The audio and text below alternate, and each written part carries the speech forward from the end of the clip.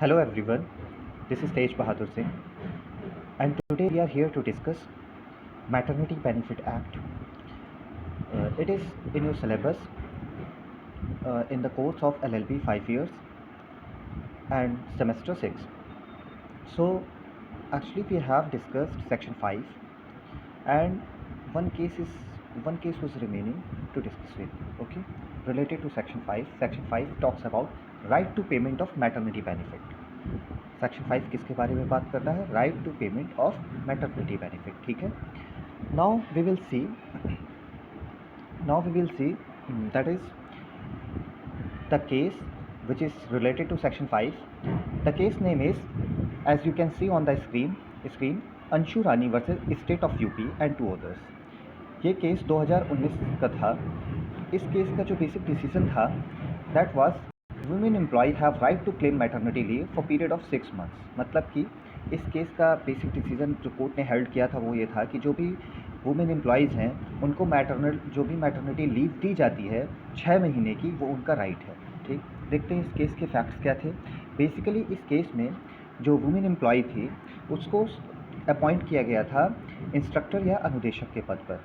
उसने maternity leave के लिए, in the case of her pregnancy, उसने मैटरनिटी लीव के लिए एप्लीकेशन डाली. पिटिशनर ने, आई मीन वुमेन एम्प्लॉय ने एक पिटिशनर डाली. ठीक है, जो भी कंसर्न ऑफिसर्स थे उनको, और मैटरनिटी लीव मांगी 6 महीने की.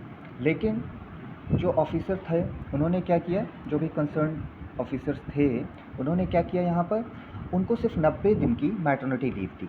ठीक है, maternity leave on medium basis पर 90 दिन की सिर्फ उनको मैटरनिटी लीव मिली, जबकि लीव मांगी गई थी 6 महीने के लिए under the maternity benefit act 1961. तो यहाँ पर इसके बाद जब कोई रिस्पॉन्ड नहीं आया तो रिट पिटीशन फाइल की. जो काउंटर एफिडेविट फाइल किया गया कंसर्न ऑफिसर्स की तरफ से, वो उन्होंने उसमें ये बात कही कि जो 90 दिन का मैटरनिटी लीव पीरियड है ये सही दिया गया है, क्योंकि it is not possible in law to grant maternity leave to the petitioner for a period of 180 days in view of the government orders. मतलब कि गवर्नमेंट ऑर्डर्स 2017 और 2018 में आए हुए थे. उन्होंने कहा कि उन गवर्नमेंट ऑर्डर्स को देखते हुए 180 दिन की आप मैटरनिटी लीव नहीं दे सकते और 90 दिन की मैटरनिटी लीव दी जा सकती है. यहाँ पर इस बेसिस पर कोर्ट में चैलेंज किया गया इस बात को, और 3 petitioner ने 3 एक्स्ट्रा महीने की मैटरनिटी लीव मांगी. कोर्ट का ऑब्जर्वेशन देखते हैं.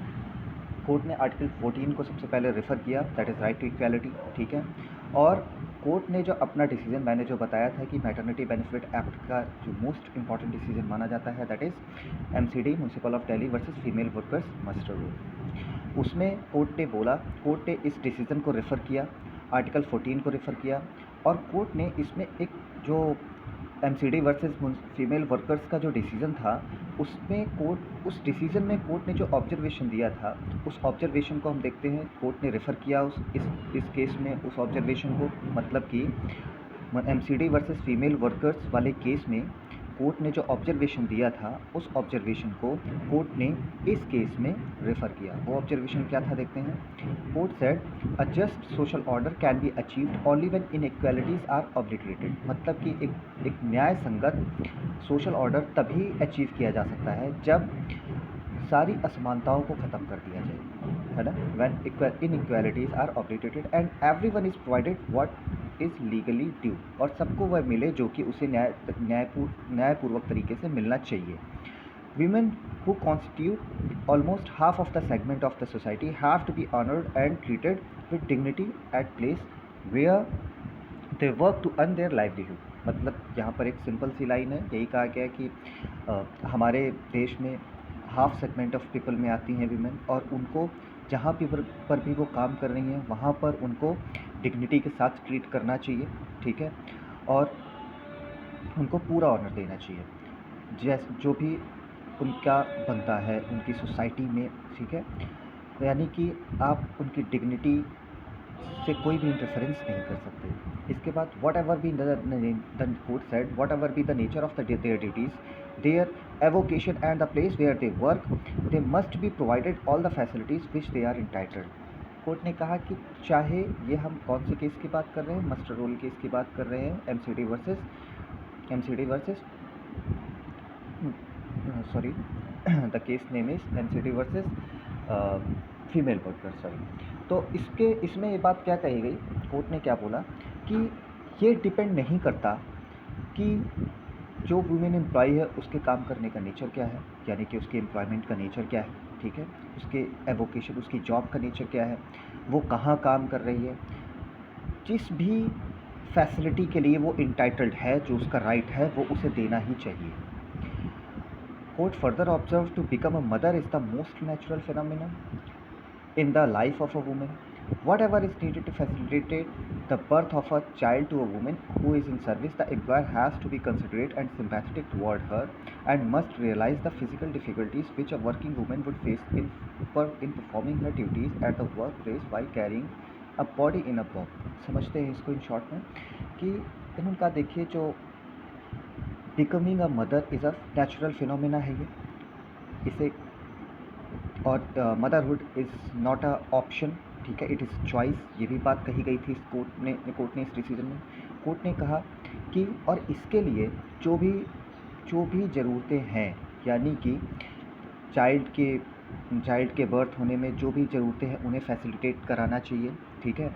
एम्प्लॉयर को ये बात समझनी चाहिए और जो भी वुमेन प्रेग्नेंट है, एम्प्लॉय वुमेन, उसके लिए उसे सिंपैथेटिक होना चाहिए और उसे रियलाइज़ करना चाहिए कि ऐसे में एक वुमेन एम्प्लॉय कितनी फ़िज़िकल डिफ़िकल्टीज़ फेस करती है जहाँ पर वो काम करती है, ठीक है, और उन जो ड्यूटीज़ को परफॉर्म करने में क्या फ़र्क पड़ सकता है उस वुमेन की हेल्थ पर और क्या उसके वॉम पर फ़र्क पड़ सकता है, ठीक है, या फिर आफ्टर बर्थ भी प्रॉब्लम्स होती हैं तो आफ्टर बर्थ में कितना फ़र्क पड़ सकता है। इन सब चीज़ों को एम्प्लॉयर को समझना चाहिए, ठीक है, उसे सारी फैसिलिटीज़ देनी चाहिए जो उसे देनी चाहिए इन सब चीज़ों को केयर करने के लिए, और उसे ऐसी किसी भी चीज़ को कर्टेल नहीं करना चाहिए जो उसकी ऐसी डिग्निटी या जो उसके ऐसे राइट से को वायलेट करे। Court further said the maternity benefit act 1961 aims to provide all these facilities to a working women in a dignified manner so that she may overcome the state of motherhood honourably peaceably. मतलब कि यहाँ पर ये बात कही गई है कि मैटरनिटी बेनिफिट एक्ट का यही एम है ताकि वो ये सारी फैसिलिटीज़ एक वर्किंग वुमेन को एक डिग्निफाइड मैनर में दी जा सके, ताकि वो अपने जो मदरहुड के स्टेट से या जो भी उसको डिफ़िकल्टीज़ होती हैं या जो भी दिक्कतें होती हैं उनको वो अच्छे से उनसे ओवरकम कर सके और एक जो मदरहुड के स्टेटस को वो एक विद ऑनर ले सके, ठीक है, बिना किसी भी तरीके से विक्टिमाइज़ हुए किसी अपनी एब्सेंस को लेकर, यानी कि वो एम्प्लॉयमेंट में नहीं है, उसकी एब्सेंस है तो उसका मदरहुड की वजह से ही वो विक्टिमाइज़ हो जाए, ऐसा नहीं होना चाहिए। और इसी चीज़ को रोकने के लिए मैटरनिटी बेनिफिट एक्ट जो है इनको फैसिलिटीज़ देता है, ठीक है, चाहे वो प्री नेटल पीरियड हो या फिर post natal period. So court basically held in view of the facts narrated above, it is clear that the petitioner is entitled to maternity leave for period of 6 months. इसमें फिर court ने finally ये held किया कि जो petitioner है यानी women employ वो 6 मंथ्स के लिए उसको मैटरनिटी लीव दी जानी चाहिए, और उसके अलावा जो तीन महीने का टाइम तो दिया गया था, 90 डेज़ का, तो उसे मैटरनिटी लीव ऑलरेडी दी गई थी, तो जो बचे हुए 3 महीने का टाइम था वो कोर्ट ने फिर फर्दर अलाउ किया। Okay, now we see section 5A. That these are important section 5A and 5B. क्यों? क्योंकि ये ऐड किए गए थे, these are inserted in maternity benefit act in the amendment of 2017, ठीक है, 2017 के अमेंडमेंट में ये सेक्शंस इंसर्ट किए गए थे। उसके बाद 5A और 5B, 5A और 5B ऑब्जेक्टिव बेसिस पर काफ़ी इंपॉर्टेंट हैं। देखते हैं इनमें क्या कहा गया है। 5A बेसिकली ज़्यादा इंपॉर्टेंट है। It says continuance of payment of maternity benefit in certain cases. देखिए सेक्शन को समझते हैं कॉन्सेप्चुअल बेसिस पर।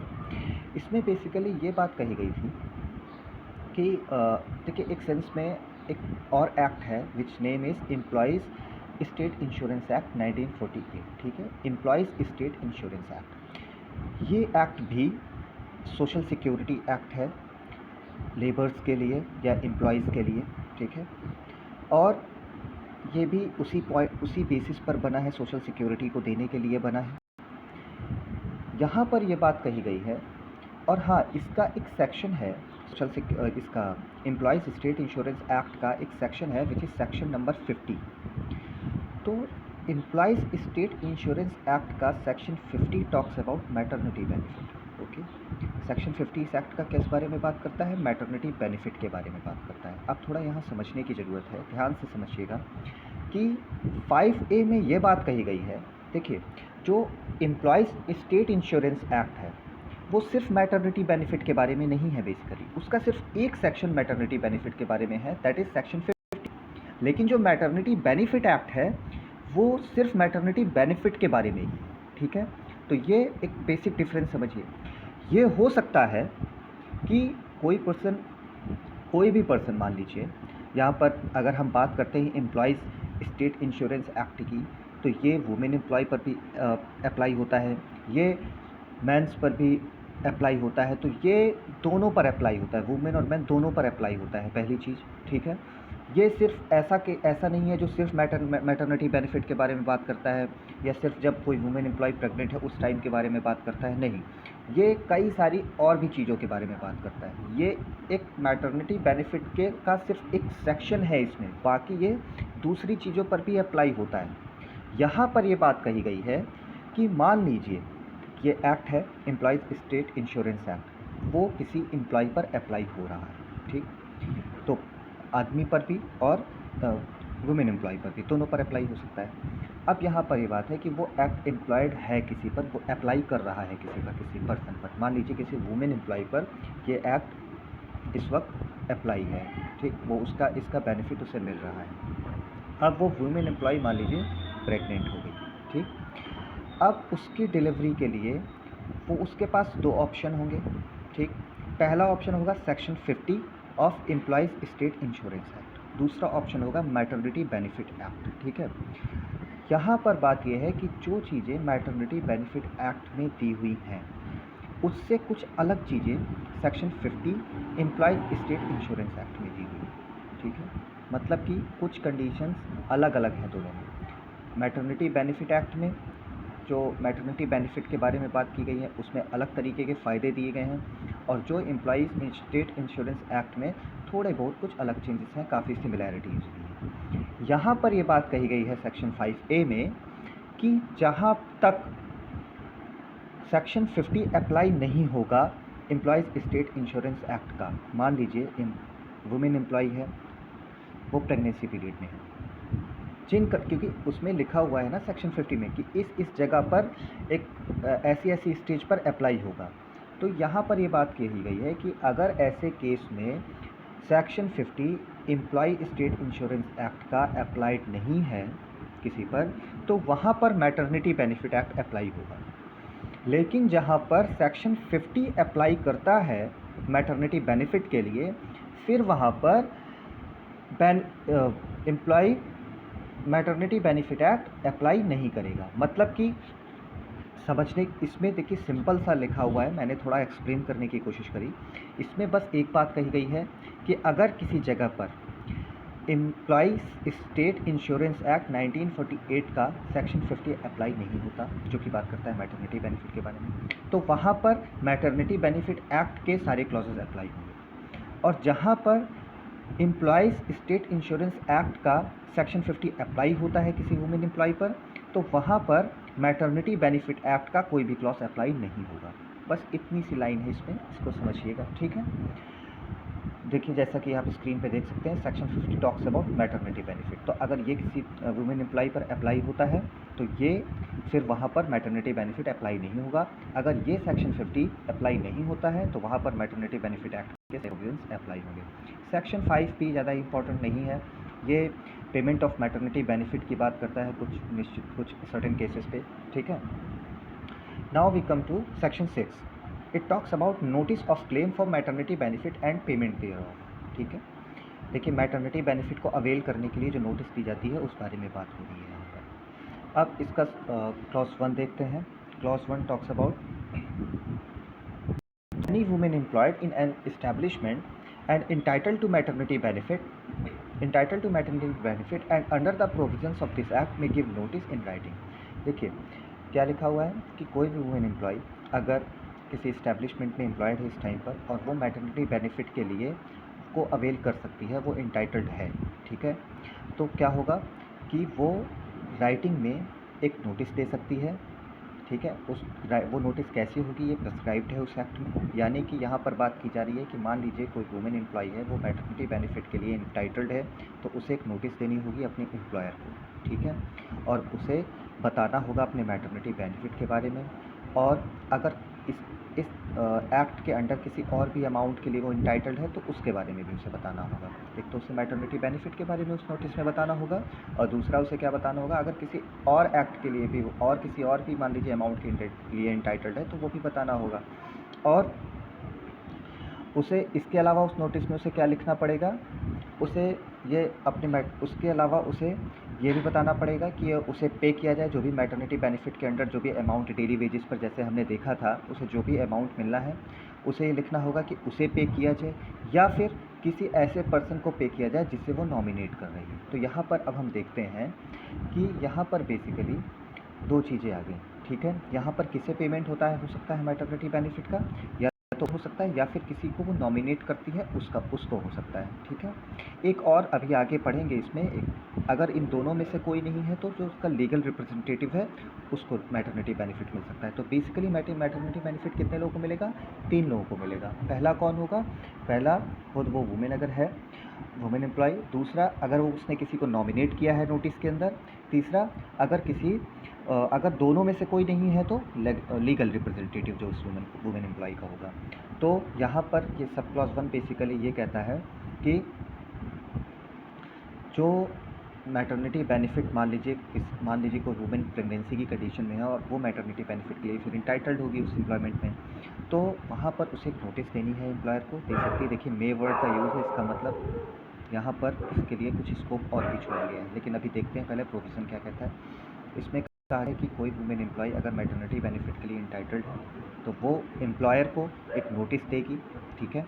नोटिस में क्या क्या लिखा होगा, नोटिस में उसके मैटरनिटी बेनिफिट के बारे में स्टेट करेगी, अमाउंट के बारे में बताएगी कि अमाउंट इसे उसी हिसाब से जितना भी उसका बनता होगा वो अमाउंट बताएगी, और वो ये बताएगी कि उसे पे किया जाए या वो जिसको नॉमिनेट करती है, अगर उसे नहीं पे किया जाता तो जिसको नॉमिनेट करती है तो उसे पे किया जाए। देखिए यहाँ पर कब उसे पे नहीं किया जाएगा, इन जनरल सेंस अगर हम देखें तो या तो उसकी सिचुएशन बहुत ख़राब है कि वो उस कंडीशन में नहीं है, या फिर उसकी डेथ हो गई है, जैसा कि हमने पहले वाले सेक्शंस में देखा, ठीक। आगे देखते हैं इसके।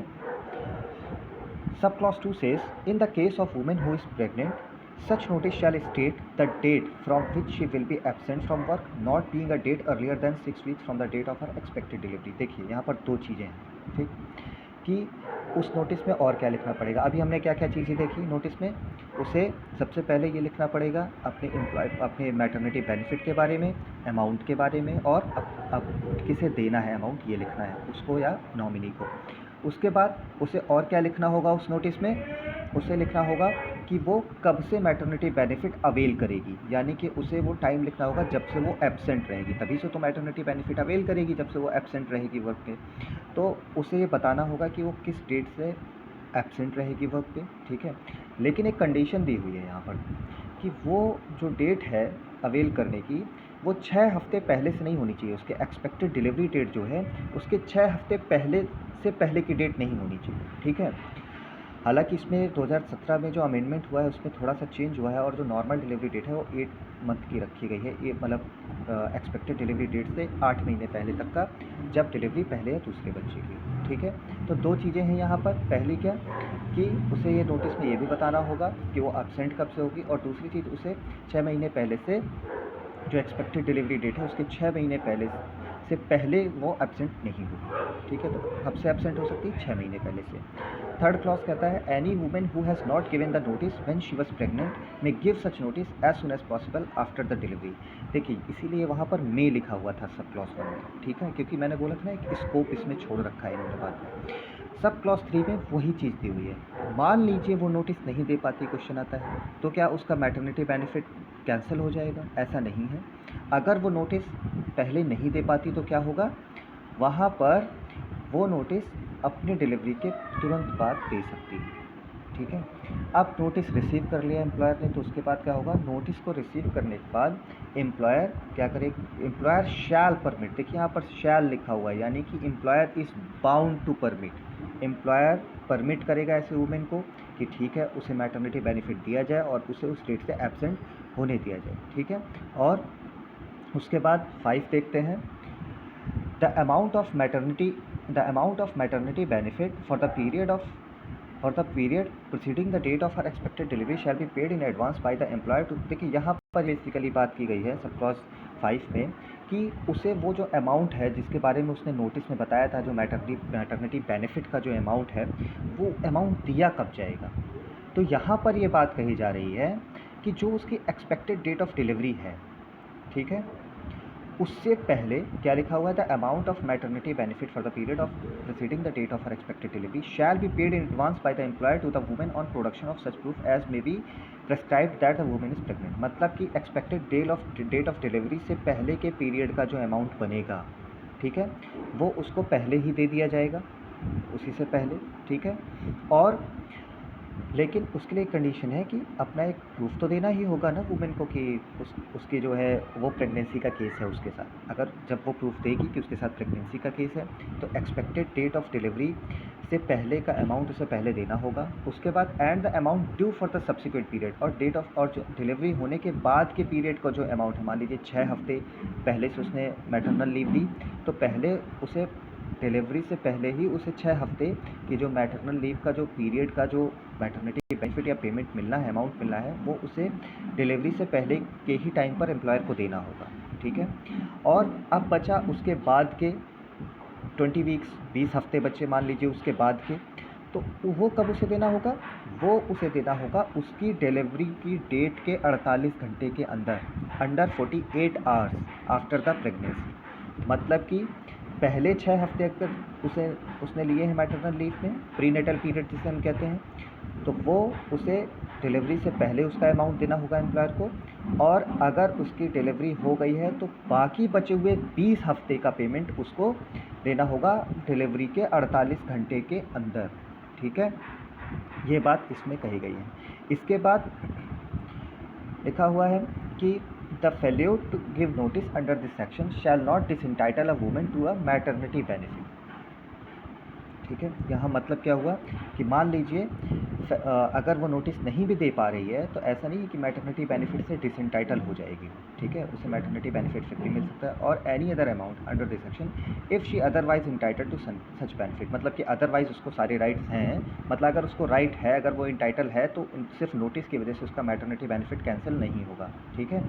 ये बात इसमें कही गई है। एन इंस्पेक्टर में either of his own motion or an application made to him by the woman order the payment of such benefit or amount within such period as may be specified in the order। मतलब इसमें ये बात भी कही गई है कि जो इंस्पेक्टर है, वो इंस्पेक्टर क्या कर सकता है, वो खुद से भी या फिर जो वुमेन एम्प्लॉय है उसके एप्लीकेशन पर, दोनों में से किसी भी तरीके से वो इस चीज़ को देख सकता है, ठीक है। और ऑर्डर कर सकता है ऐसे पेमेंट के लिए जो कि उसको नहीं दिया गया है, और ऐसे पीरियड के लिए जिस पीरियड तक के लिए उसको पेमेंट नहीं दिया गया है, ठीक है। तो यहाँ पर इंस्पेक्टर का भी एक रोल दिया हुआ है। So today we have discussed section 6 and section 5, the case related to section 5, okay. So please read it very carefully, and because these are important sections and very important for the exam point of view. Next we will discuss in the next class, okay. Further we will discuss in the next class, okay. Thank you.